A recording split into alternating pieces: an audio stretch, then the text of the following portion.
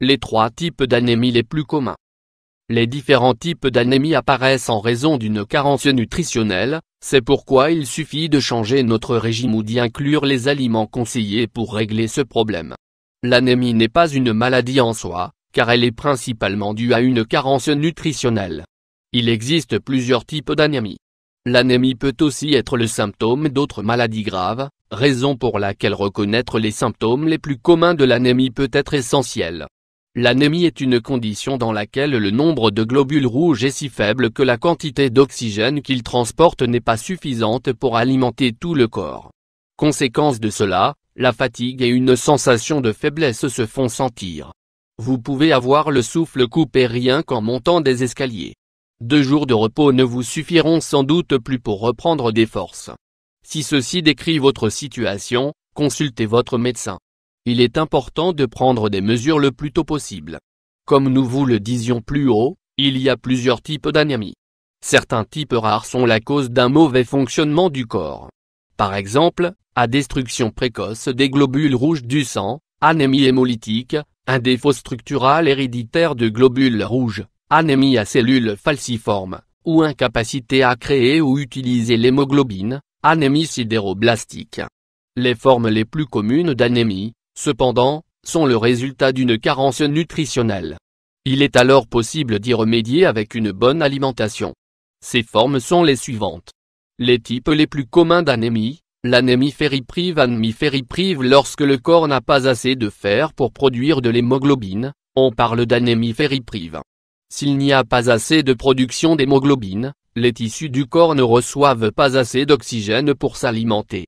Les enfants de moins de 3 ans et les femmes pendant la période précédant la ménopause sont les plus susceptibles de souffrir de cette anémie. La plupart des enfants ne reçoivent simplement pas assez de fer pendant leur repas. Quant aux femmes, les menstruations abondantes peuvent provoquer l'anémie ferriprive. Les femmes enceintes peuvent également être affectées par l'anémie. Pendant la grossesse, le volume sanguin est multiplié par 3, augmentant ainsi également les besoins en fer. Contrairement aux croyances populaires, les personnes âgées ne présentent pas un risque plus élevé de souffrir d'anémie ferriprive. Les types les plus communs d'anémie, anémie par carence en vitamine B12. Contrairement à l'anémie ferriprive, l'anémie par carence de vitamine B12 entraîne la production de globules rouges de grande taille. Cela difficulte l'absorption des cellules rouges dans les veines et les vaisseaux, puisque l'effet est le même que si l'on essaye d'aspirer une bille à travers une paille. Les globules rouges affectés par une carence en vitamine B12 ont également tendance à mourir plus vite. La plupart des gens consomment au moins la quantité de vitamine B12 nécessaire en suivant un régime équilibré.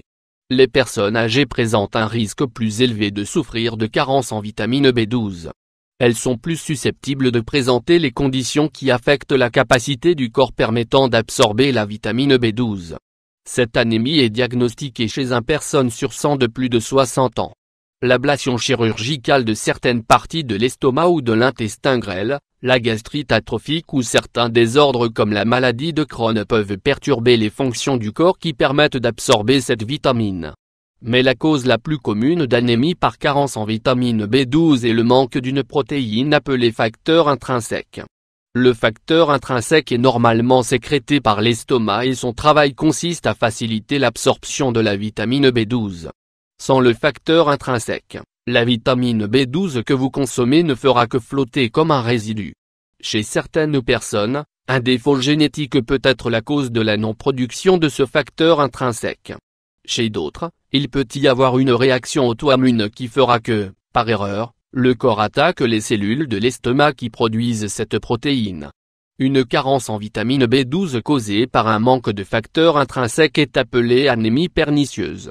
Les types les plus communs d'anémie, l'anémie par carence d'acide folique. Des remèdes infaillibles pour combattre l'anémie de manière naturelle. Une carence en acide folique produit des globules rouges de grande taille, tout comme l'anémie par carence en vitamine B12. L'une des causes les plus communes est tout simplement le fait de ne pas ingérer une quantité suffisante de ce nutriment. Le corps ne stocke pas d'acide folique pendant de longues périodes comme avec d'autres nutriments. C'est pourquoi nous pouvons souffrir facilement d'une carence en acide folique. Les femmes enceintes présentent un risque plus élevé de souffrir ce type d'anémie dû au fait que pendant la grossesse, Les besoins en acide folique sont augmentés de 2/3.